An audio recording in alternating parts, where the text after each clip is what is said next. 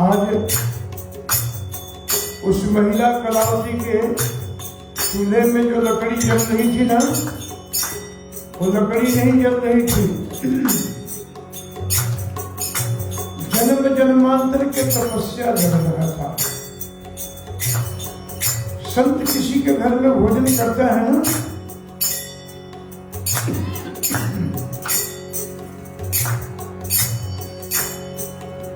संत के लिए जब भोजन पकता है ना, तो समझो कि उसके जीवन का पाप निकल गया है। तेषां त्वन्तगतं पापम, पुण्यात्मा बन गया है।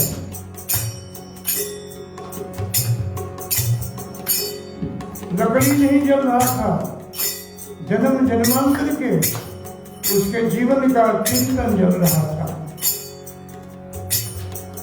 रोटी तैयार हुआ, गोस्वामी जी बैठे खाने के लिए। अपने हाथों से समझो, सोचो, विचार करो, जिसको समाज बहिष्कृत कर दिया था, उसका निंदा करता था, आज गोस्वामी जी उसके हाथ से रोटी खा रहे हैं। जब संत रोटी खाता है ना, तो उसके जीवन के सब पाप खा जाता है।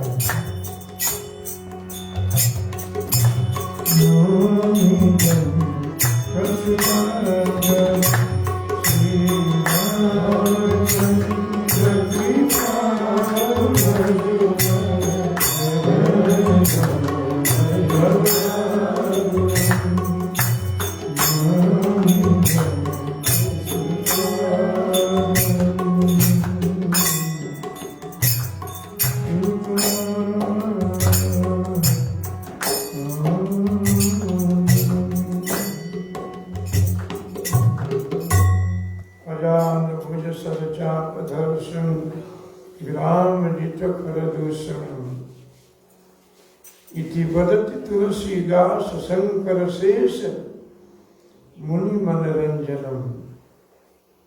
यह सूत्र है, यह पक्ति जो गोस्वामी जी ने प्रतिपादित किया है, बड़े बड़े मुनियों के मन को हरण कर लेता है, चुरा लेता है।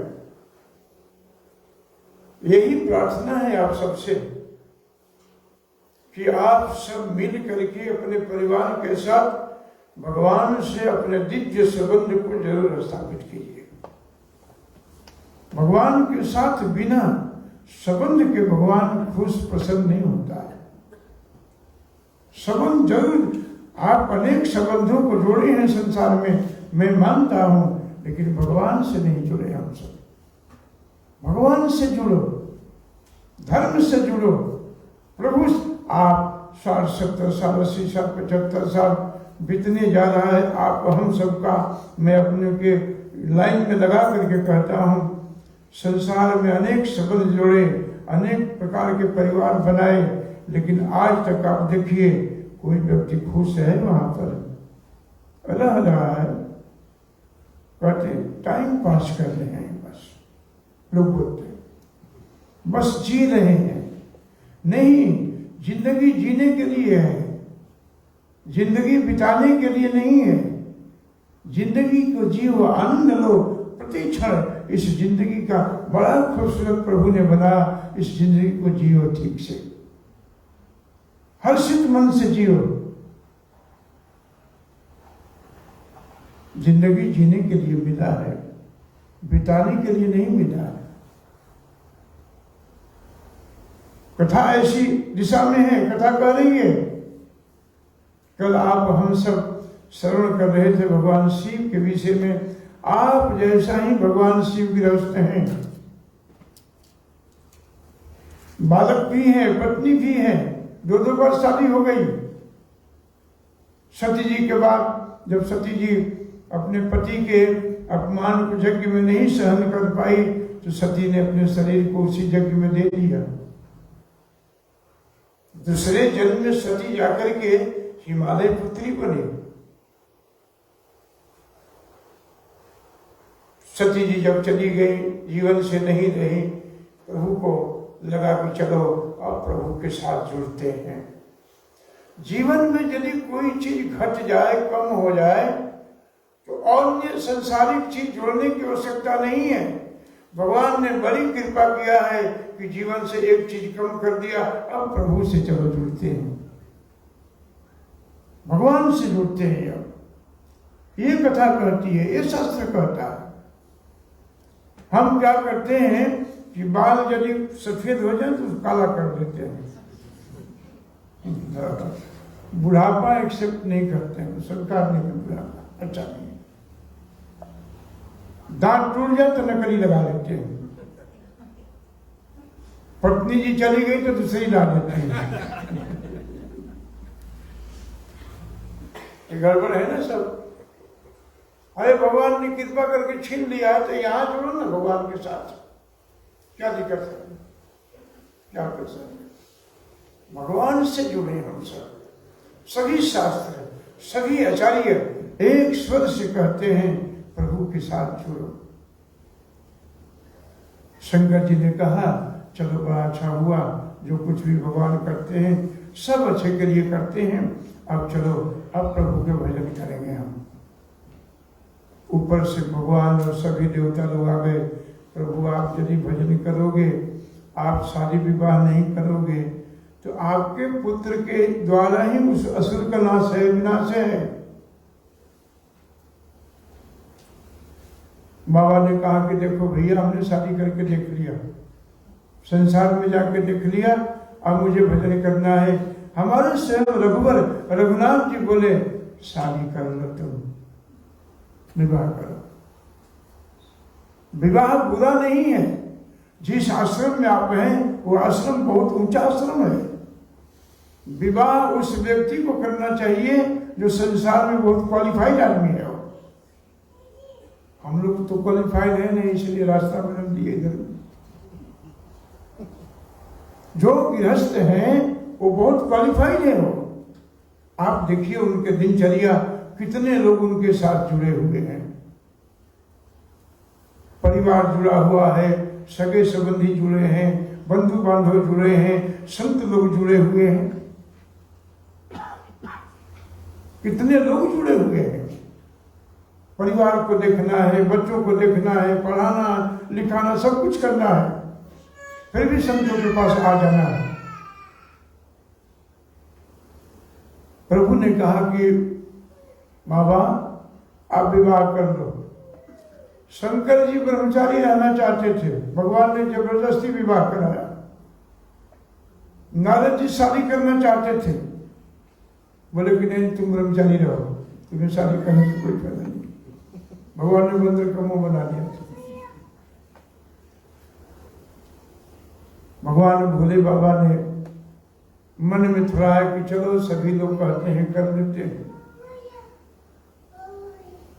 आप ध्यान देना, भगवान शिव गृहस्थ आश्रम में पहले भी थे और बाद में भी अब प्रवेश करने जा रहे हैं।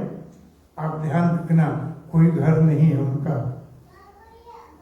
कोई मकान नहीं है, कोई बिजनेस दुकान भी नहीं है।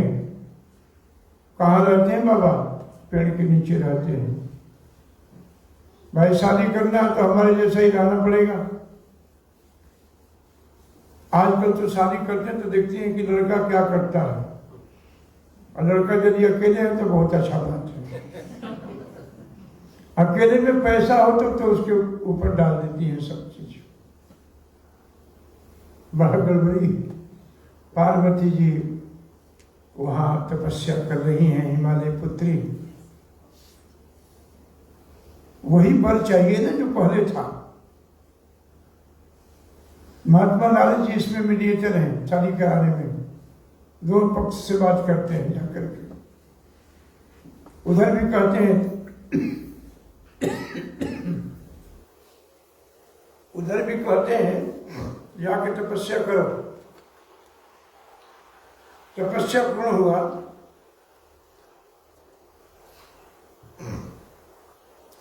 तपस्या जब उनका पूर्ण हुआ तो भगवान शिव भी तैयार हैं शादी के लिए। संक्षिप्त मेरे जन्म बड़ी कथा है रामचरितमानस में, मैं आपको केवल ये बात बता रहा हूँ, उसका जो परिचय है उससे बता रहा हूँ आपको। विशेष सूची होता है ना, कथा का एक लाइन में दे देते हैं आगे में। भगवान शिव की शादी तय हो गई, तैयारी होने लगी, भगवान शिव भी तैयार होने लगे और देवता लोग भी तैयार होने लगे।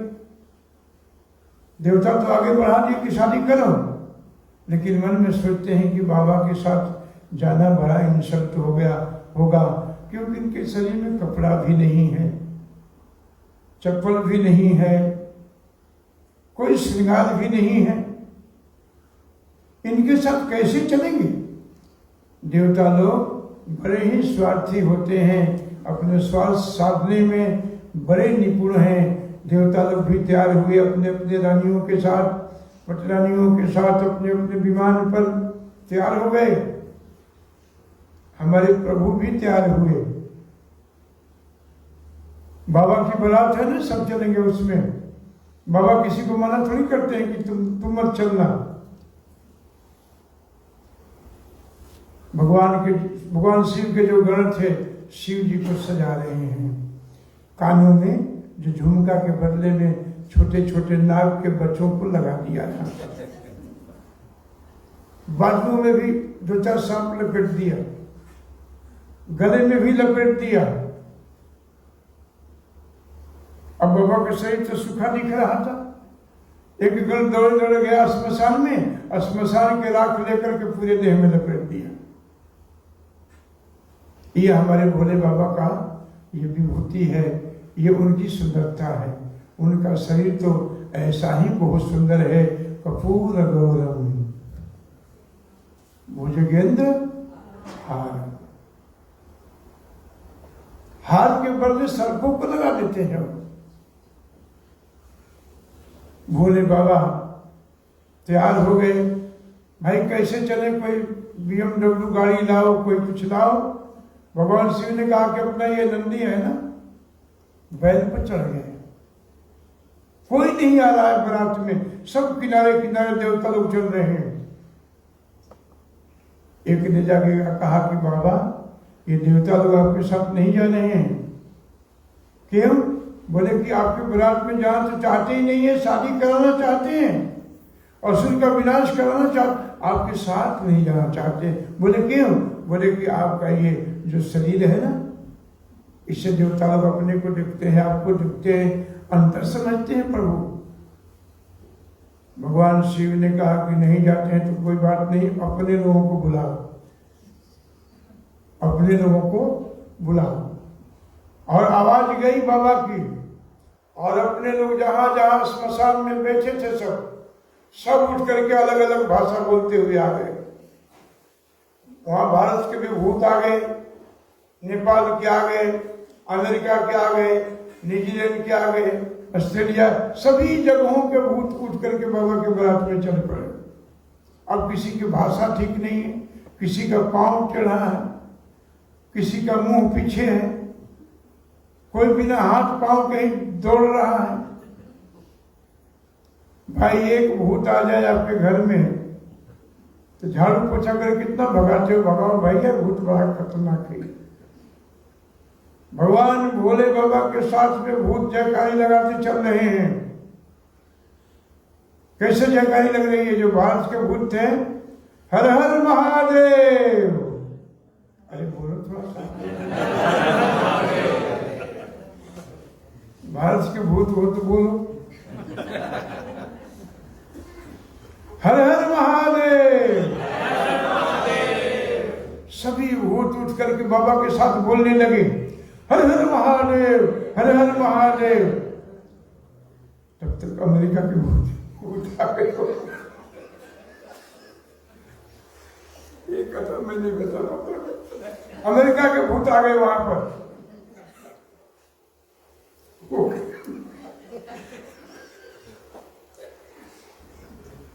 बता दो बाबा। क्या बोलते? इंडिया के भूत बोलते हैं।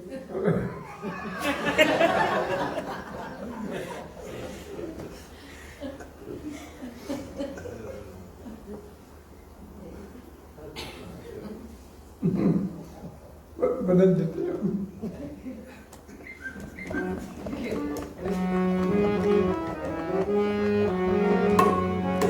रघुपति राघव राजा राम पतित पावन सीताराम रघुपति राघव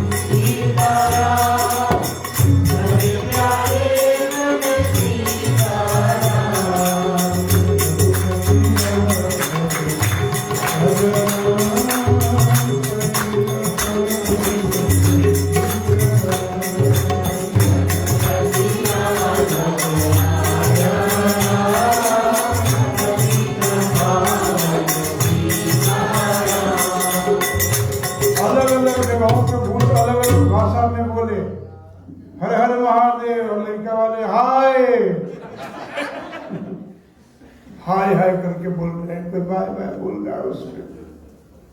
और जिस गांव में बाबा की बारात जाए, गांव वाले बाहर और भूत सब अंदर,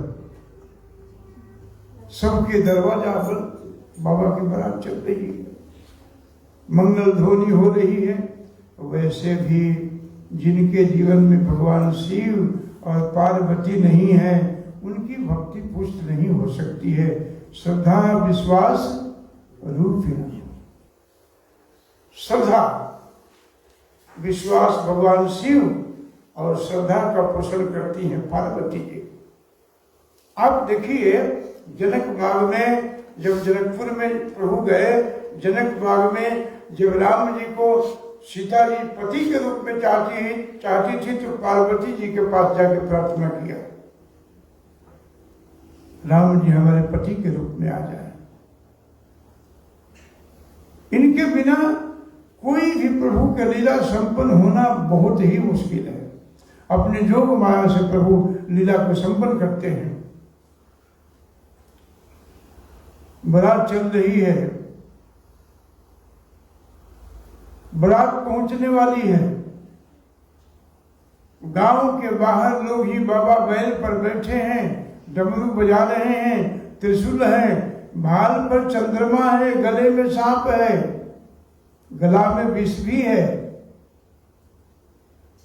गला में सांप भी है, भाल पर चंद्रमा है, और बाबा की जटा में गंगा जी बह रही हैं। ऐसा सुंदर वर आपको कहां मिलेगा? गंगा जी चल रही है जटा से। शंकर जी का कपूर गौरम इस शरीर को देख करके, लेकिन उनका जो पहनावा था, उनका जो रहने का ढंग था, बिल्कुल अलग था। माता नैना जी आई, आरती प्लेट लेकर के नारद जी कहते हैं, नारद जी ने सब बता दिया। पार्वती जी के भाग्य में जो वर है ना, वो उसकी मृत्यु नहीं होती है, माता पिता भी नहीं है, घर मकान भी नहीं है। पार्वती जी मन ही मन बहुत खुश हो रही हैं कि हमारे वही बाबा हैं, वही भोले बाबा हैं, वही मेरे पति बनने वाले हैं। नैना जी सुन करके मन घबराने लगा, कैसा वर है ये? हमारी लाडली सुंदरी पुत्री इतनी सुंदर, इतनी लाडली, इतना मनमोहक वर कैसा मिला? नारद जी वहां खड़े हैं, हाथ में प्लेट है मां का। जैसे वर का दर्शन किया, वैसे हाथ से प्लेट गिर पड़ा नीचे। माता को मूर्छा आ गया, समझा बुझा गया। फिर शंकर जी के पिछले जन्म की, पार्वती जी के पिछले जन्म की कथा बताई गई। भगवान शिव का विवाह संपन्न हुआ। आपको संक्षिप्त में बताऊं, दो बालक भी हैं भगवान शिव के, कार्तिकेय जी हैं और गणेश जी हैं। दोनों सृष्टि में बहुत उपयोगी हैं। पार्वती जी भी हैं, भगवान भोले बाबा भी हैं। कोई घर मकान नहीं है, सबकी अपनी अपनी सवारी भी है, व्हीकल भी है। भगवान भोले बाबा का जो सवारी है वो बैल है, माता जी की सवारी जो है शेर है। अब बताओ, बैल और शेर मिल जाए आपस में रह सकते हैं? लेकिन ये बाबा का परिवार है, ये भगवान भोले बाबा का परिवार है। एक ही स्थान पर शंकर जी के भी जो व्हीकल है, वाहन है, वहीं पार्क करते हैं। माता पार्वती जी का जो शेर सवारी है वहीं पार्क हो रहा है। कार्तिकेय जी के जो मोर सवारी है वहीं पार्क हो रहा है। और गणेश जी का जो चूहा है वहीं बैठा है। आपस में कोई मतभेद नहीं है, कोई आपस में तनाव नहीं है। यदि आप गृहस्थ हो तो हमारे भोले बाबा से सीखो। यहाँ यदि घर में दो बेटा बेटी हो और माता पिता सबके पास गाड़ी हो तो गाड़ी लगाने में तकरार हो जाता है कि हम कहाँ लगाए गाड़ी। वहां कोई तकरार नहीं है। और निरंतर भगवान शिव जप करते हैं, प्रभु का, प्रभु के नाम का जप करते हैं भगवान शिव निरंतर। कथा बहुत है इसमें, तो मैंने कहा कि चलो विषय सूची निकाल लेता हूं इसमें से, वही अब कथा होगी। अब इसको कल पढ़ा जाए ना बालकांड से उत्तरकांड तक, तभी भी घंटे बीत सकता है इसमें, खाली ये सूची पढ़ने के बाद। मंगलाचरण हो गया है, गुरु वंदना हो गया है, ब्राह्मण संत की वंदना हो गई है, खल की वंदना भी किया गया है। जो खल हैं, जो नीच हैं, उनका भी गोस्वामी जी ने वंदना किया है। ब्राह्मण की वंदना किया है, संतों की वंदना किया है, खल की वंदना किया है, संत की, असंतों की भी वंदना किया है। राम रूप के भी वंदना किया है, उनके जितने पात्र हैं उनकी वंदना किया है। तुलसीदास जी की दीनता अद्भुत है। चोरों को भी वंदना किया है, जेब कतरों को भी वंदना किया है। इसीलिए उनकी जो दृष्टि थी वो सब में परमात्मा को देखते थे, सब में परमात्मा, क्योंकि दृष्टि दृष्टा के साथ जुड़ी हुई थी, दृष्टि बनी हुई थी। वो जो दृष्टि थी ना, आंख थी ना, वो दीक्षित हो गई थी।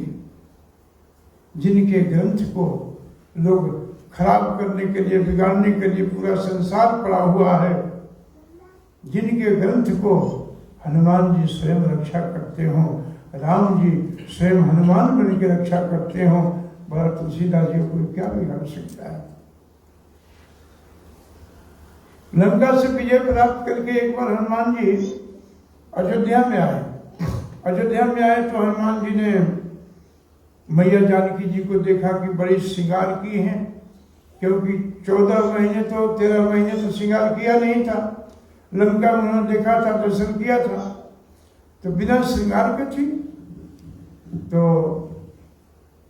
जब अयोध्या में जानकी जी आई तो जानकी जी ने 16 श्रृंगार किया, और श्रृंगार करने के बाद में माथे में थोड़ा रोली भी भर लिया, तिलक भी लगा दिया। हनुमान जी हर चेष्टा को पकड़ते हैं ना, राम रसायन तुम्हारे पासा सदा रहो रघुपति के।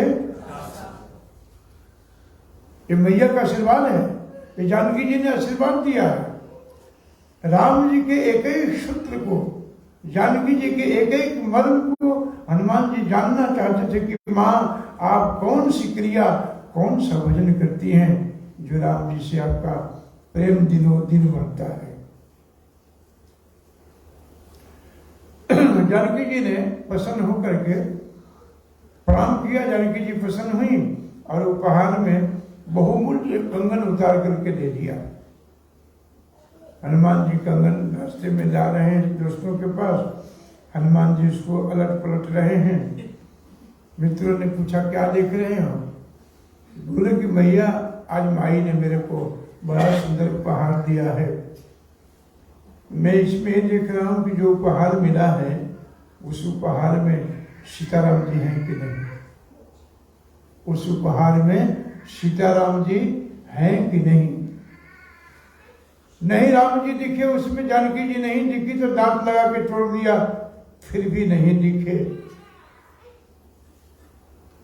लोगों ने कहा कि भाई तुम बड़ा मूर्ख आदमी हो, बंदर ही हो, मैया के हाथ से निकला हुआ कंगन मिला तुमने तोड़ दिया, क्या देख रहे थे?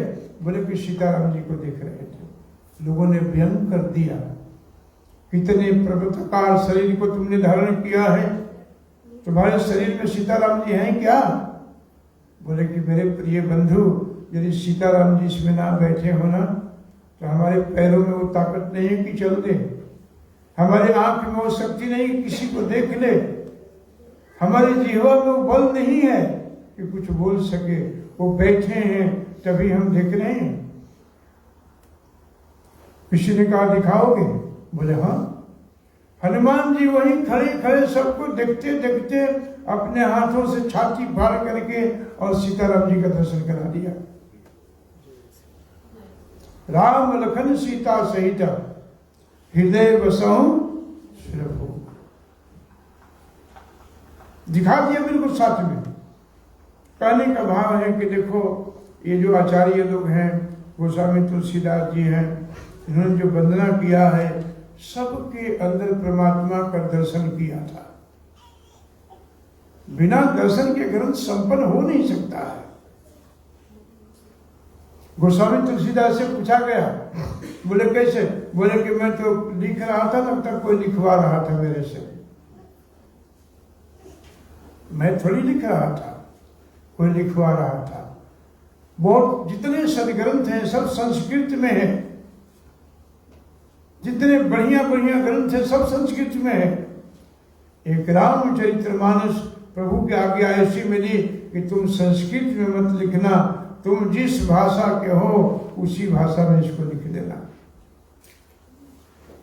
हम नहीं समझते कि भारत के लोग जहां भी हों उनके घर में रामायण ना हो, ऐसा हो नहीं सकता।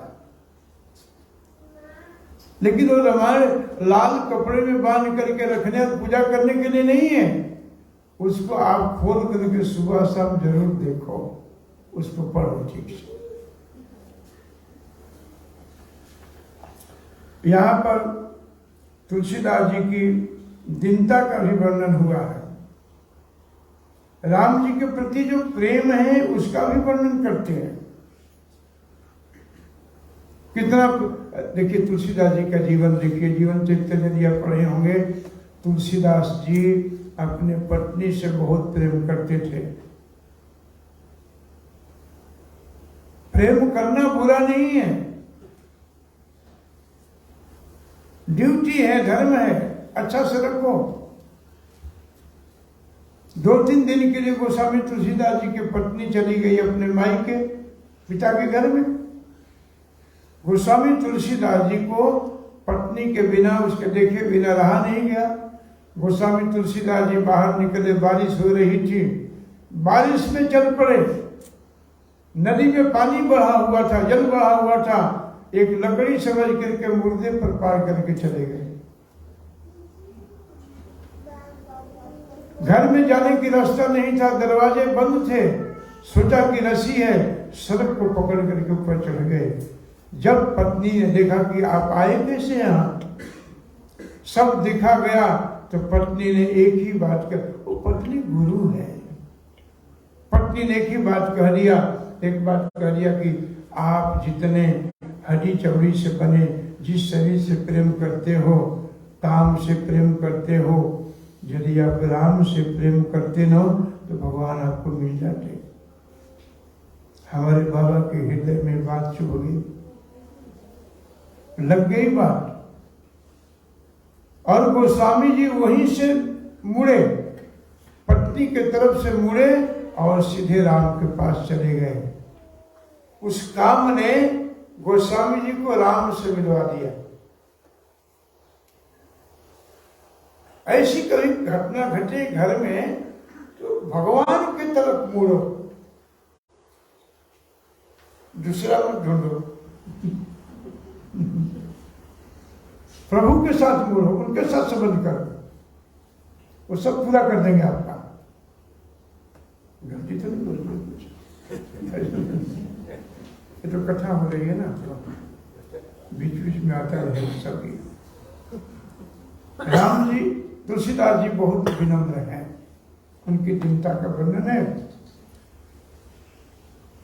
कवियों की भी वंदना है इसमें, कवियों की वंदना है। वाल्मीकि, वेद, ब्रह्मा, देवताओं, किसी को उन्होंने छोड़ा नहीं। श्री सीताराम, ठीक है, श्री सीताराम जी के धाम की वंदना है, अयोध्या की वंदना है, अयोध्या वासियों की वंदना है, अयोध्या में जो गलियां हैं उसकी भी वंदना किया है उन्होंने, सरजू की भी वंदना किया उन्होंने। श्री नाम, भगवान के जो नाम की महिमा है उसे भी वंदना किया। राम जी का जो गुणगान करते हैं भक्त लोग, उनकी भी महिमा बताई, बहुत महिमा बताई। गोस्वामी तुलसीदास जी ने नाम की महिमा बता दिया, भगवान की महिमा बताया। अब देवता लोग एक दिन बड़ा मन में दशरथ जी की गलानी हुई, दशरथ जी के मन में इतनी गलानी हुई, इतनी गलानी हुई, मन में सोचने लगे कि मैं चक्रवर्ती हूं, मेरा राज्य में कोई दुखी नहीं है, कोई रोगी भी नहीं है, मेरे राज्य में कोई परेशान भी नहीं रहता है।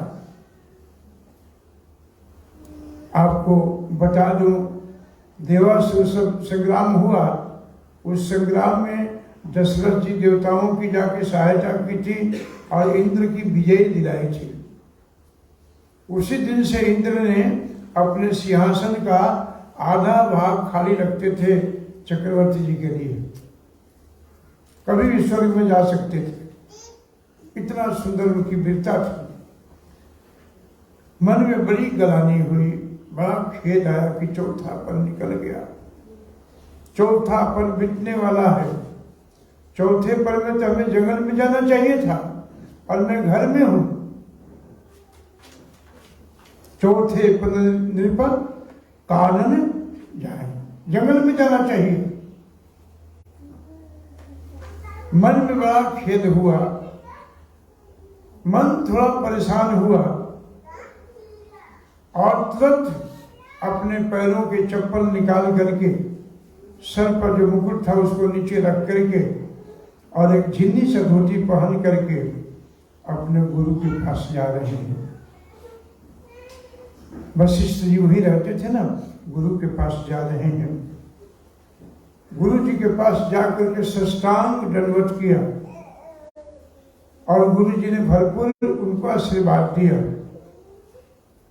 अपने भुजाओं की बल की बड़ी सराहना किया कि गुरु जी आपकी कृपा से आपके दशरथ के राज्य में किसी वस्तु की कमी नहीं है, कोई प्रजा दुखी नहीं है, कोई परेशान नहीं है, अपार सुख है, अपार वैभव है आपके पास। लेकिन गुरुजी दुख इस बात का है कि आपके रहते हुए इस दशरथ के ऊपर कोई संतान नहीं है, कोई संतान नहीं है, धन का उत्तराधिकारी नहीं है। गुरु जी ने कहा कि राजन धरहु धीर, धरहु धीर हुई है सुत चारु। गुरु जी ने बिना सोचे समझे जब मुंह में आ गया, गुरु जी ने कहा कि आप धैर्य धारण कीजिए, आप मेरे पास आ गए हो, आप कहीं नहीं गए हो, मैं आपको एक दो नहीं आपको 4 पुत्र दूंगा। और पुत्र कैसे दूंगा? जो ब्रह्म है, परमात्मा है, जिनकी मृत्यु कभी नहीं होगी, जिनके जीवन में बुढ़ापा नहीं आएगा, मैं ऐसा पुत्र दूंगा आपको। लेकिन आपको एक यज्ञ कराना पड़ेगा। आकर के पुत्र के नाम से यज्ञ कराया। यज्ञ कराने के बाद में याज्ञवल्क्य जी से भरद्वाज जी ने पूछा है ये प्रश्न कि भगवान किस कारणों से आते हैं, भगवान के आने का प्रयोजन क्या है। एक तो कहते हैं कि भाई संतों को हित करने आते हैं, जब जब हुई धर्म की हानि, बाढ़ ही असुर अधम अभिमानी, ये सब का जब बोलबाला बढ़ जाता है तो भगवान आते हैं। ये संपूर्ण सत्य नहीं है। राम कृष्ण का स्वरूप एक है, दोनों एक ही लीला है। एक दिन में आ गए, एक रात्रि में आए, उसके पीछे भी कारण था आने का। दोनों का ऐश्वर्य एक है, दोनों की भगवता भी एक है। पार्वती जी जब रहने लगी, पार्वती जी ने बड़ा सुंदर प्रश्न किया है। यही प्रश्न किया है कि प्रभु के अवतार क्यों होता है, अवतार होने का हेतु क्या है, कारण क्या है। तो अवतार की बात में कहते हैं भरद्वाज जी से याज्ञवल्क्य जी कि भगवान के एक समय की बात है कि 4 कुमार, ब्रह्मा जी के 4 पुत्र, प्रथम पुत्र में से 4 पुत्र ब्रह्मा जी के, सनक, सनंदन, सनत, सनातन, ये भगवान के दर्शन करने के लिए गोलोक वृंदावन चले गए। ये हैं बहुत पुराने, लेकिन इन पर बुढ़ापा नहीं आता है कभी। बुढ़ापा पर ब्रेक लगाया हुआ इन लोगों ने। रोगित शरीर नहीं है, बद्रिक आश्रम में रहते हैं। एक कथा करते हैं, 3 सुनते हैं, फिर दूसरा करता है तो फिर 3 सुनते हैं, फिर चारों मिलकर के चिंतन करते हैं। 5 साल की आयु में इनकी अवधि है। शरीर पर कपड़े नहीं लगाते ये लोग, जो मिल जाता है वही खा लेते हैं। ये ब्रह्मा जी के प्रथम पुत्र हैं। ब्रह्मा जी ने उत्पन्न किया तो कहा, पूछा कि क्या करना है पिताजी? बोले सृष्टि करना है। कुमारों ने कहा कि पिताजी हमारी संसार में कोई रुचि नहीं है, आप यदि आज्ञा करें तो हम तपस्या करें। बोले जाओ तपस्या करो। इनके मन में इच्छा हुई, कुमारों के मन में इच्छा हुई कि चलो भगवान वैकुंठपति को दर्शन करते हैं। दर्शन करने के लिए जब वहां गए, छोटी अवस्था थी, द्वारपालों ने रोक दिया। आप नहीं जा सकते हो, आप दर्शन नहीं कर सकते हो, आपका दर्शन करने जो शरीर नहीं है। रोक दिया। नाम था जय विजय। बहुत प्रयत्न के बाद भी जाने नहीं दिया। इन कुमारों को, ऋषियों को बड़ा क्रोध आ गया। इन लोगों ने श्राप दे दिया, तुम यहां रहने जोग नहीं हो, जाओ असुर बन जाओ तुम। हमारे प्रभु तो सब लीला जानते हैं ना, अंदर ही थे, वो गेट पर खड़े थे, प्रभु अंदर ही थे। और अंदर से प्रभु ने भी सुन लिया। भगवान भी कहते हैं आकर के, अरे आप लोग कब आए, कैसे आए, क्या हुआ? इन लोगों ने बड़ा गलती किया, ये श्राप के योग्य हैं, इनको श्राप देना ही चाहिए। अंदर से तो प्रभु द्वारपालों के साथ में है, बाहर से प्रभु इनके साथ में है। द्वारपालों ने गलती किया है, लेकिन जो भगवान का द्वारपाल है कोई साधारण व्यक्ति नहीं है। जीवन के अनेक जन्मों के तपस्या से वैसा फल मिला है।